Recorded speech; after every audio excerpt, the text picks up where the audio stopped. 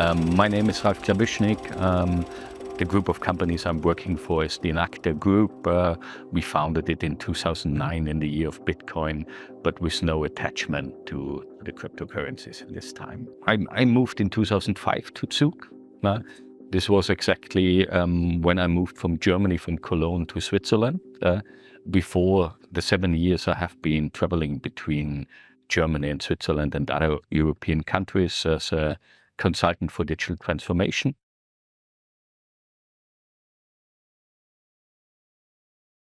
You know, the first time that I heard about it was in 2014.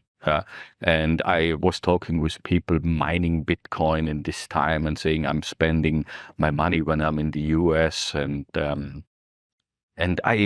honest, I didn't look closer at this in this time because for me, it wasn't clear what it is, what's going on, what's happening there. And then in 2015, when our Lakeside Business Center was open, and we experienced people knocking on the door and saying, hey, we want to set up a company and we're searching for a place. Are there other blockchain companies in this building? We saw there's something going on. And to explore then what's going on, we said, let's do this blockchain competition where we give this idea out in insurance and blockchain. And this idea was basically for us to explore what's going on. And then we got 130 applications from different companies worldwide, giving us ideas what blockchain can do in the insurance industry. And why did we choose the insurance industry? Because our main customers on the Enacta side are insurance companies or have been at this time. And so we could bring together the corporate world with the startup world. And exactly that what interested me at this time and what I also find fascinating today. How can we get this technology into the corporate world?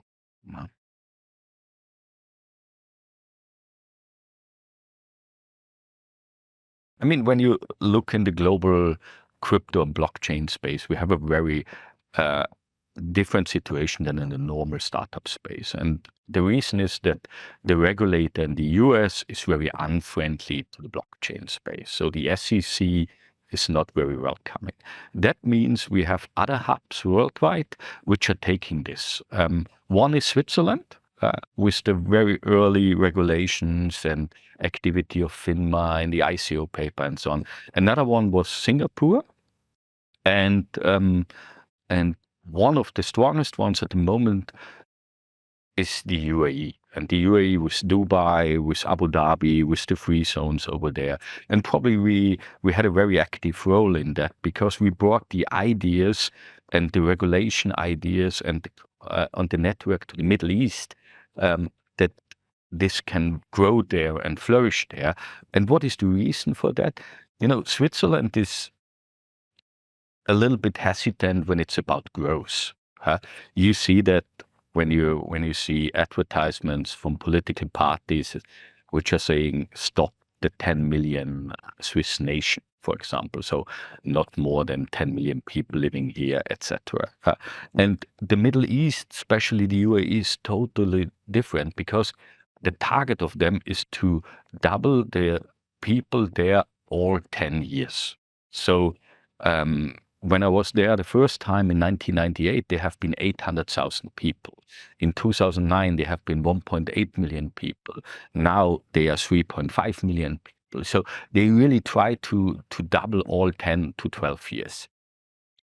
And this is an interesting opportunity for Switzerland because when you look into Switzerland, Switzerland is used to be an export country.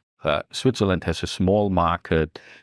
When we see what this blockchain technology is bringing, this integrated trust and the opportunity to do direct transactions, to eliminate middlemen, to bank unbanked, then when we're very honest, we're not really solving issues in Switzerland.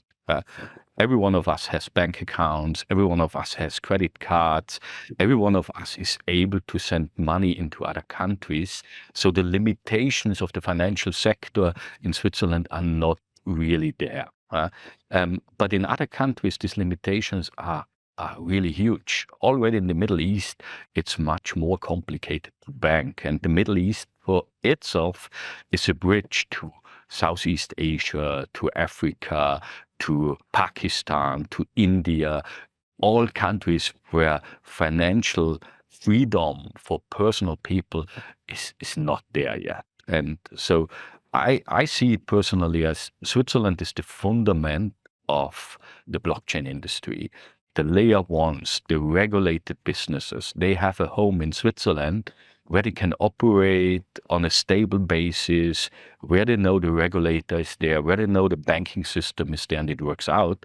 But if it's about growth, if it's about applications, if it's about getting the next billion people on top of this technology, uh, this is not going to happen out of Switzerland. We have 9 million people. We need a country where we are able to grow in that direction. And when you look into Dubai, it's a melting pot of Indian, Pakistani, of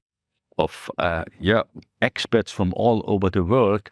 And at the moment, you see there Russians, Indian, Ukrainians, all working together, and this is outstanding. I think it's, in terms of being able to do business, more neutral than every other place in the world at the moment.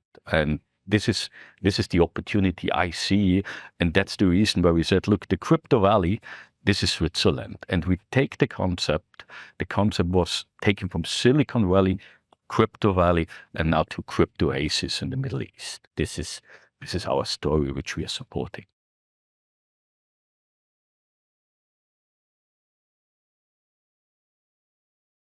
No, not at all. Probably for me, important, Crypto Valley is not Zug. Zug is the heart of Crypto Valley. My description was always, it goes from Geneva to Vaduz and from Basel to Como. So we should see whole Switzerland as Crypto Valley, including Liechtenstein, because it plays a very important role.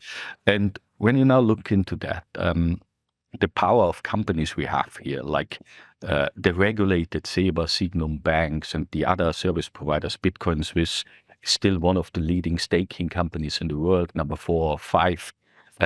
We see Plan B in Lugano now, where the Tether and Bitfinex guys are really ramping up some interesting stuff. We see the universities to come to Basel. University of Basel, one of the first universities very active in the space, but also ETH, EPFL, University of Zurich, all the universities for applied sciences in Switzerland. So education in our space is everywhere. With Liechtenstein and the Blockchain Act in Liechtenstein, very early part of that. So there's still a lot of things going on in Switzerland, but scaling on startups in the B2C sector was never a strength in Switzerland. So also in the normal startup space, what did startups do? They moved to the Silicon Valley. They moved to the US. The money wasn't here. The market wasn't here. And I personally believe there's one of the biggest shifts. I mean, 20 years ago, I remember a lot of my friends wanted to go to the US. They wanted to have a green card. They wanted to work there. The sentiment today, when you meet someone from the US with a US passport, is, I'm sorry that you have the passport. I hope you get rid of it. So for me personally, the American dream moved to Dubai, in a very simple sentence. But Switzerland is probably less a dream, but more stability and more long-term strategy. And for me, the combination of these two countries is perfect. So people often ask me, Ralph, are you only in Dubai now? No, not at all. Ralph, are you only in Switzerland now? No, not at all. I don't want to change my life. Living between those two places is the best I can imagine for myself at the moment on this planet.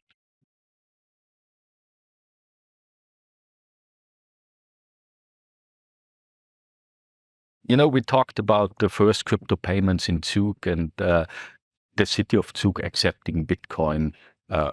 which was a great marketing case, but not really a transaction case. But still, there are Bitcoin payments running in Switzerland and quite relevant till now. For example, the Ferrari dealership or the Mercedes dealership in Zug are accepting Bitcoin. One of our companies called InnerPay is the service provider there and doing that together with Bitcoin Swiss. Or the other thing is when you go to the Dolda in Zurich, you can pay for a weekend there, or when you go to some of the watch brands or some of the jewelry brands, you can pay with Bitcoin over there. And I think this is the sweet spot at the moment because it's not paying for a coffee 5 Swiss francs. There are enough other options, and it's not above 100,000 because above 100,000 you have the product KYC AML, but the sweet spot between 10,000 and 100,000 is a very interesting thing for crypto payments. And now I think Lugano is following on that in a massive way. There are more than 400 shops already accepting USDT as well and crypto.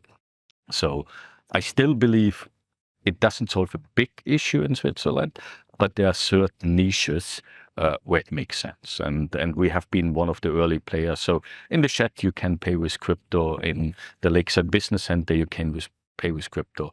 A lot of our customers are paying us with crypto. And so it's coming day by day into the normal process of doing business in the crypto valley.